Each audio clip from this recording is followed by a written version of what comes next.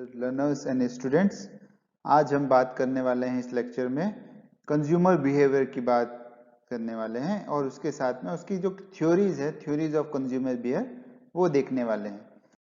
तो जब हम बात करते हैं व्हाट इज कंज्यूमर बिहेवियर, तो कंज्यूमर बिहेवियर को जब हम समझने का प्रयास करते हैं तो ये एक सिंपली एक स्टडी है। कंज्यूमर बिहेवियर क्या है? एक स्टडी है जिसके तहत हम बात करते हैं इंडिविजुअल्स की या किसी ग्रुप्स की या ऑर्गेनाइजेशन की, उनके सिलेक्शन, कैसे वो खरीदते हैं, किसी चीज को यूज करते हैं या उसको डिस्पोज करते हैं। वो कोई गुड्स भी हो सकता है, कोई सर्विस भी हो सकती है, कोई आइडियाज भी हो सकता है, जिसके द्वारा वो उसको सेटिस्फेक्शन डेरिव होता है उसकी जरूरतों और उसकी आवश्यकताओं के लिए।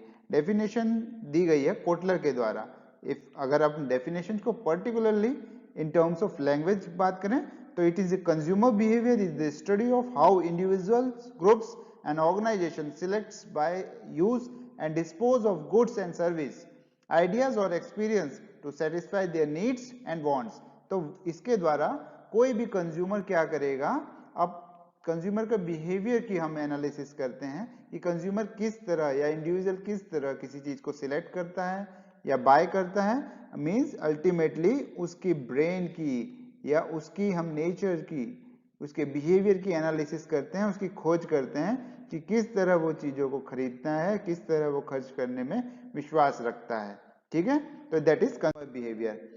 इसके अलावा जब कंज्यूमर बिहेवियर की हम बात करते हैं कि कंज्यूमर्स के बिहेवियर को क्या क्या चीजें इन्फ्लुएंस करती है, व्हाट आर द फैक्टर्स, कौन कौन से कारक हैं जो इन्फ्लुएंस करते हैं कंज्यूमर बिहेवियर को। सो हम उसकी बात करते हैं कि कंज्यूमर बिहेवियर को कौन कौन से फैक्टर्स प्रभावित करते हैं। तो फर्स्ट आते हैं साइकोलॉजिकल फैक्टर, मीन्स हमारे बुद्धि संबंधी, है ना, साइकोलॉजी संबंधी कारक। आगे हम देखेंगे कि क्या क्या हो सकते हैं ये कारक। दूसरे हैं social factors. Third one is cultural factor, जहां पे हम रहते हैं लोगों के बीच में। Fourth one is personal factor and other factor should be economic factor, पैसों का प्रभाव या पैसों के कारण जो उनकी आवश्यकताएं हो सकती है कंज्यूमर को, तो कंज्यूमर को प्रभावित करने वाले यह कुछ कारक हैं। नेक्स्ट जब हम बात करते हैं यही कारकों को अब अगर हम समझने का प्रयास करें तो इनको दो ग्रुप्स में बांटा जा सकता है, दो ग्रुप्स में बांटा जा सकता है। One is internal, second one is external. Internal means क्या है? जो फैक्टर्स हमारे से अलग नहीं किए जा सकते, ऐसे कारक जो हमसे अलग नहीं किए जा सकते। तो उसमें पर्सनल है ना, पर्सनल फैक्टर कैसा है? जैसे एज, किसी की आयु या उम्र, है ना। तो उम्र अगर वो यंगस्टर होगा, 20s के अराउंड होगा, तो उन्हें फैशन की ज्यादा आवश्यकता पड़ेगी, फैशन की तरफ वो ज्यादा प्रभावित होंगे। अदरवाइज अगर कोई 50 प्लस व्यक्ति है तो क्या होगा, उन्हें उतने फैशंस के लिए वो यूज टू नहीं होंगे और वो नॉर्मली किसी भी चीज को, रूटीन को एक्सेप्ट नहीं कर सकते, जबकि यंगस्टर फैशन और नई चीजों को जल्दी अडॉप्ट करते हैं। दूसरा इनकम, कि उसकी इनकम क्या है। अगर वो हाई इनकम ग्रुप में होगा, है ना, साल का या महीने का अगर वो 50,000 से भी ज्यादा कमाता होगा तो वो एक्सपेंसेस ज्यादा करेगा। अगर किसी की इनकम कम होगी तो वो एक्सपेंसेस कम करेगा। उसका ऑक्यूपेशन, किस तरह का पेशा है उसका, उसका जीवन जीने की कला, है ना, लाइफस्टाइल की ज्यादा खर्चीला है या कम खर्चीला है, उसकी पर्सनालिटी उस पर भी डिपेंड करेगा। उसी तरह अदर इंटरनल फैक्टर है साइकोलॉजिकल फैक्टर, है ना। तो से साइकोलॉजिकल फैक्टर्स में क्या हो सकता है? उसके लिए मोटिवेशन, दूसरा उसका परसेप्शन या उसकी लर्निंग या बेनिफिट्स और एटीट्यूड्स, ये सब चीजें हैं जो उसको प्रभावित करती हैं, उसकी खरीदारी को, उसके कंज्यूमर के बिहेवियर को प्रभावित करने वाले साइकोलॉजिकल फैक्टर्स है। अदर एक्सटर्नल फैक्टर्स जो बाह्य कारक होते हैं, जो हमसे संबंधित डायरेक्टली नहीं होते हैं, हमको बाहरी रूप से प्रभावित करते हैं, दैट इज कल्चरल फैक्टर, है ना। हम किस तरह की कल्चर को फॉलो करते हैं, हमारा सब कल्चर क्या है, हमारा सोशल क्लास क्या है, ये सब चीजें कल्चरल हमारी संस्कृति से प्रभावित होते हैं कि हम किस रिलीजन, किस धर्म और किस लोकेलिटी में हम रहते हैं, उस तरह से उसका हमारा प्रभाव होता है। देन है सोशल फैक्टर, सामाजिक कारक, जैसे फैमिली, हम किस फैमिली से बिलोंग करते हैं, हमारी फैमिली के स्टेटस क्या है, रेफरेंस एंड द ग्रुप्स, हमारा ग्रुप क्या है, हमारे दोस्त यार अगर खर्चीले होंगे या हमारे दोस्त यार ऐसे होंगे जो हाई इनकम ग्रुप की फैमिली से आते हैं, तो ऑब्वियसली हमें भी उनके साथ रहने के लिए खर्च ज्यादा करना पड़ेगा। रोल एंड स्टेटस, तो दीज आर सम फैक्टर्स जो हमारे कंज्यूमर को या कंज्यूमर बिहेवियर को, एक उपभोक्ता के बिहेवियर को प्रभावित करते हैं।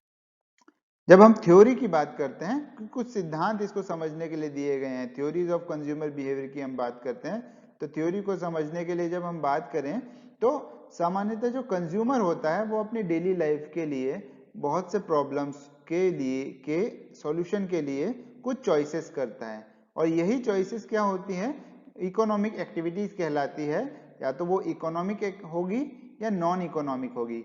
इकोनॉमिक से संबंधित है कि ऐसा खर्चा जो उसके लिए संभव है, और नॉन इकोनॉमिक क्या होगा, जिसमें कोई आर्थिक गतिविधि ना हो। ये दो तरह की वो चॉइसेस करता है, इकोनॉमिक एंड नॉन इकोनॉमिक, और उसके बीच में इकोनॉमिक सिग्निफिकेंस वो तलाशने के प्रयास करता है, जिससे उसकी लाइफ में इकोनॉमिक जो लाइफ है उसकी कम्युनिटी की, उसको डायरेक्टली या इनडायरेक्टली मैनर में वो प्रभावित होता है इन एक्टिविटीज से या इन थ्योरीज को फॉलो करने से।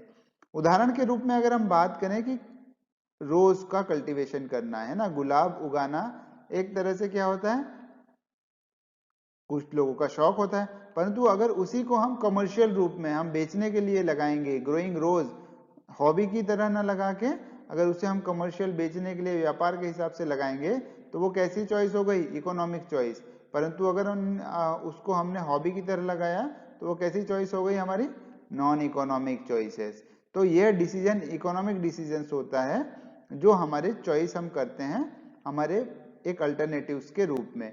तो इसलिए जब हम थ्योरी ऑफ कंज्यूमर बिहेवियर की बात करते हैं तो यह रिलेट करती है डिसीजन लेने से, डिसीजन मेकिंग से रिलेट करता है, और इसी तरह हमारे डिसीजंस के द्वारा हम अपने आप को सेटिस्फाई करने के लिए प्रयास करते हैं, सेटिस्फेक्शन का प्रयास करते हैं।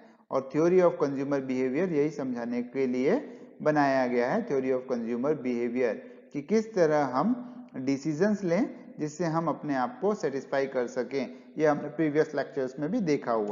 नेक्स्ट जब हम बात करते हैं कि कौन कौन सी ऐसी थ्योरीज हैं जो हमारे कंज्यूमर बिहेवियर को समझने के लिए काम आती है, तो इसको तीन कैटेगरी में बांटा गया है। एक है कार्डिनल, दूसरी है ordinal, and third one is revelled preference theory या हाइपोथेसिस। कार्डिनल यूटिलिटी में तीन तरह की हमारी लॉज आते हैं। एक है law of diminishing marginal utility, other one is law of equi marginal utility, third one is consumer surplus, है ना। तो ये तीन तरह के हमारे कार्डिनल यूटिलिटी के नियम हैं जिसको हम पढ़ते हैं हमारे इस आधारभूत या मुख्य यूटिलिटी एनालिसिस में। दूसरी है ऑर्डिनल, है ना। तो ऑर्डिनल यूटिलिटी एनालिसिस क्या है, तो ऑर्डिनल यूटिलिटी एनालिसिस के अंतर्गत भी हम तीन थ्योरीज को पढ़ते हैं, that is indifference curve analysis, other one is income consumption curve, and last one is Engel's family expenditure curve, है ना। तो ये हैं दो ऑर्डिनल, या जिसको हम क्रम संबंधी थ्योरीज हम कहते हैं, and last one is revelled preference hypothesis. तो रिवेल्ड प्रेफरेंस हाइपोथेसिस डिमांड के लिए दी गई है। ये जब हम मास्टर्स या हायर लेवल की क्लासेस में पढ़ते हैं तब हम इसके बारे में ज्यादा समझते हैं।